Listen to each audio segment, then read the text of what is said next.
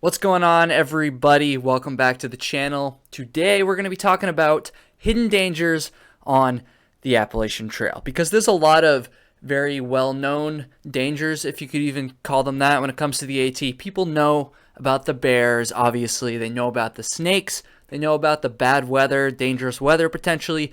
They know about even some of the very rare but tragic violent crimes that have occurred on the trail. Again, very rare, just a few of them.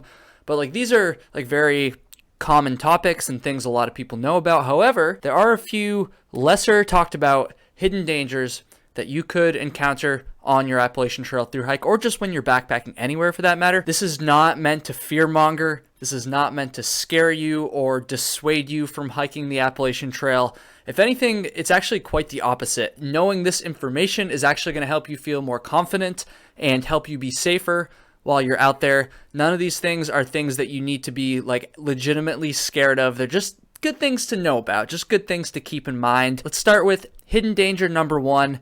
This is going to be trees. Not just trees, but falling trees. You're going to pass thousands and thousands and thousands of trees, obviously, on your Appalachian Trail through hike. And unfortunately, sometimes these trees fall. Now, it is very, very, very rare, I will say. So let's look at this one right here. This was the most recent one I could find from the Appalachian Trail. Tree falls on teenage hiker along the Appalachian Trail. Unfortunately, this teen did not die. Officials say the teen may have suffered a broken rib. 13-year-old was injured after a tree fell on him during a hike on the Appalachian Trail. It doesn't really say if the person was hiking or camping in this scenario, so I'm going to probably assume they were actually hiking. And the thing is, when you hike the Appalachian Trail, there's probably a pretty good chance that at some point you're going to either see or hear a tree fall.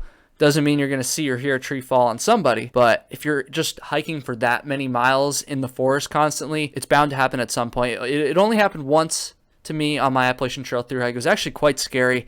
Fortunately, no one was hurt, but I was camping in Virginia, and shortly after everyone had gone to bed, all of a sudden, just really loud noise. It almost sounds like a machine gun. It's just like a crack, crack, crack, crack, crack. Very close to the campsite, a tree fell down.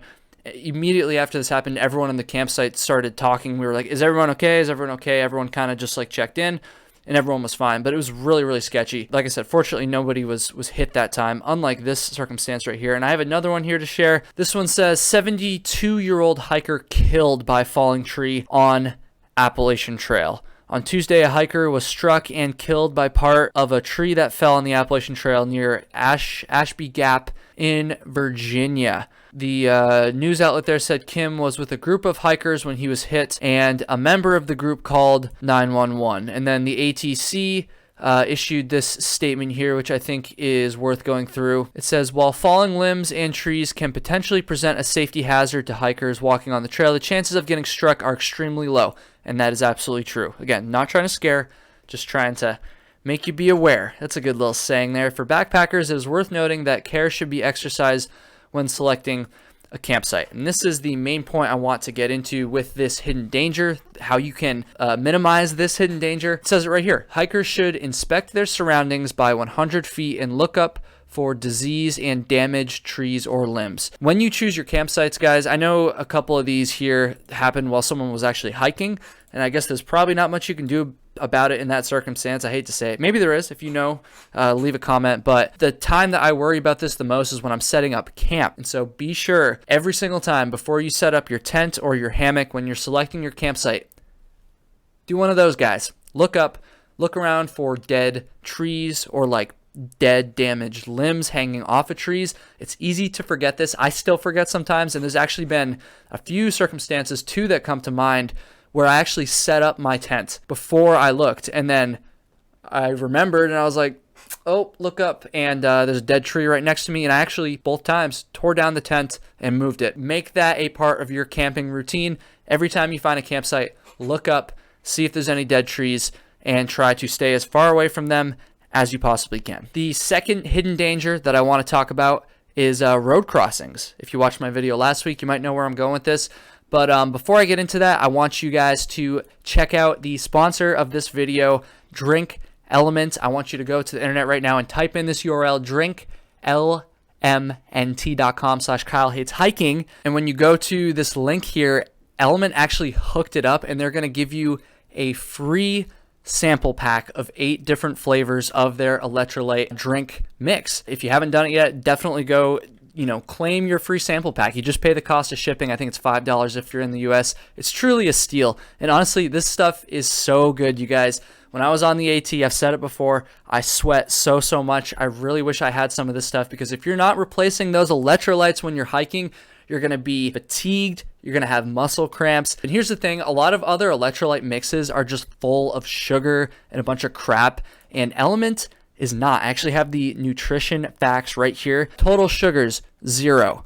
0 sugars. It's hard to find a drink mix that tastes good and has no sugar in it. And speaking of tasting good, okay, they have so many different flavors. This is one of my favorite things about them. They have your typical flavors, you can see it here, your raspberry salt, your citrus salt, but they also have like really cool, like crazy flavors. This is the lemon habanero. You see that right there? They have chocolate salt.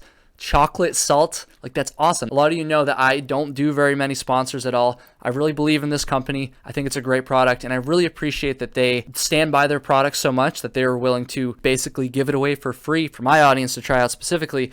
I really appreciate that. So thank you very much. Go to drinkelement.com/KyleHatesHiking one more time, and let's talk about some road crossings. So if you watched my video last week, you might recall that I talked about a sketchy human encounter I had at a road crossing on the Foothills Trail, which is not the Appalachian Trail, but it's close enough. One of the potential dangers of road crossings is that I feel like you're more likely to encounter a sketchy individual. Again, it's still extremely rare, just to be clear, but it's more likely to happen either at a road crossing or close to a road crossing, just because of the ease of access, right? Now, this isn't always true. Obviously, there are some very infamous stories of dangerous individuals actually causing harm in the woods, like away from the roads. But I feel like most of the time, generally speaking, if you're going to have any trouble, it's going to be close to a road crossing. So again, don't be scared of them, but just keep that in mind. Maybe be a little bit more alert when you're at a road crossing. But there's actually another hidden danger when it comes to road crossings, and this one is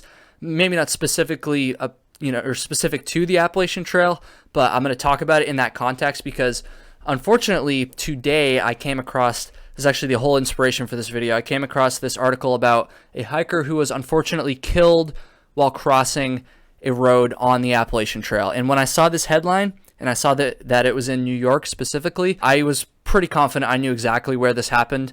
And I was right, as we're going to get into in a second here, because this road crossing is one that sticks out to me. I remember this road crossing specifically. It's kind of in the middle of like not a super significant part of the trail, but I remember it just because it was really sketchy. And I remember thinking at the time, damn, like this is a pretty dangerous road crossing. So anyways, let's read this article. Very sad. A hiker was killed crossing the Palisades Interstate Parkway Sunday at midday. I think that's how you say that, right? Palisades? Yeah, I don't know. I'm sorry, New Yorkers. This woman unfortunately was hit by a northbound 2010 Acura in the passing lane of the narrow 4-lane highway, which I'm going to show you this road crossing in a second. That's just crazy. And I just want to be clear here, the operator was not impaired, allegedly, and there's no charges pending. So I think this was just a unfortunate accident, and it sounds like they're not blaming the driver or anything in this circumstance. So let me show you like what this road crossing actually looks like here. This is the northbound lane, I believe, too. So this would have been the exact spot, yeah, where it happened. So right here, the trail comes out. Let me back up, and it goes in back over here. So from there over to there. Do you guys see how sketchy this road crossing is here? And this is just one of the roads. As you can probably tell from, going through over there, you have to cross 2 of these. So this isn't just any normal road crossing. Most road crossings on the AT are not like this, okay? This is a particularly dangerous one. And like I said, I remember this one as clear as day. Like I said, when I saw this article, I knew almost immediately the spot they were talking about, because you're basically crossing a highway. Like, this isn't just a normal 2-lane road. You're crossing 4 lanes of traffic. I believe the speed limit here, I think I saw earlier, it's 55 miles an hour, but this is New York. So no offense, New Yorkers, but a lot of these people are probably going faster. It's not an interstate, I don't think, but you're basically, actually it says Palisades Interstate Parkway. You're basically crossing a freaking interstate on foot with no bridge or anything at all. So this is really, really sketchy. I remember another really sketchy road crossing too. Happened in Virginia. I remember this one specifically too. I don't know of any problems that people have had at this road crossing, but once again, like you come out of the woods, right over here, and then you have to like walk down this road. There's a shoulder, thankfully, but you're not protected from anything. You have to like walk down this road a ways, and then you have to cross 2 lanes of traffic. And I remember this one being sketchy because like there's not like a ton of room to see where the cars are coming. Like they're coming up this turn here, and you have to cross like right here. See, we got this guy right there. Shout out to that guy. And then, you got to cross 2 more lanes here before you go back into the woods over there. And again, even up there too, like it's kind of sketchy. Like you can't really see the cars coming. And again, this is not a normal road crossing on the Appalachian Trail. Most of them are going to be a lot safer than this, but it's just something I wanted to point out and highlight in this video. Guys, you got to be careful when crossing roads. I don't need to go into safety tips about how to cross a road. Hopefully you all learned that when you were in freaking middle school or whatever. But it's just something to keep in mind. Probably something you haven't really thought about too much. Yeah, bad things can happen at road crossings. Be careful when you're crossing them. A lot of the times let's be honest, most of the time the cars have absolutely no idea what the Appalachian Trail is. They might see a sign and they don't really think much of it. They got the pedestrian crosswalk sign there. So just be careful at road crossings. That's my point. And let's go on to hidden danger number 3. This hidden danger is ticks. And this is one you hopefully have thought of a little bit. You probably have heard about this, at least compared to the first 2 I highlighted in this video. But it is a hidden danger because guess what? Those ticks, they're tiny and they hide on your body and your clothing and your gear very, very easily. And so this is something you definitely need to keep in mind. And I also wanted to highlight this one because out of the 3, this is probably, again, I'm not trying to scare you, but this is probably the one you really want to be like the most mindful of. Let's talk about ticks for a second. In particular, I'm going to talk about Lyme disease as well. So this is a map that you should pay very close attention to if you're going to hike the Appalachian Trail. This is reported cases of Lyme disease in the United States from 2019. Down here in the south, so right where my mouse is roughly where the AT starts in northern Georgia, and then it kind of goes up into North Carolina, right along the Tennessee border, North Carolina-Tennessee area, and then,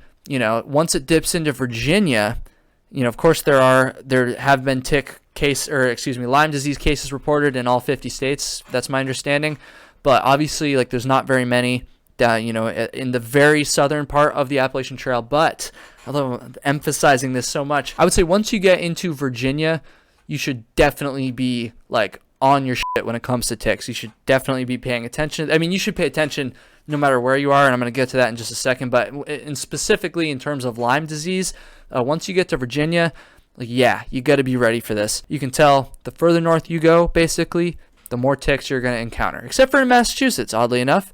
But that's clearly not true because I don't know what was wrong with Massachusetts data. But let's be clear, there are definitely a lot of cases of Lyme disease in Massachusetts. So pay no attention to that. Just pay attention to this giant concentration up here in the Northeast. Just something to be aware of.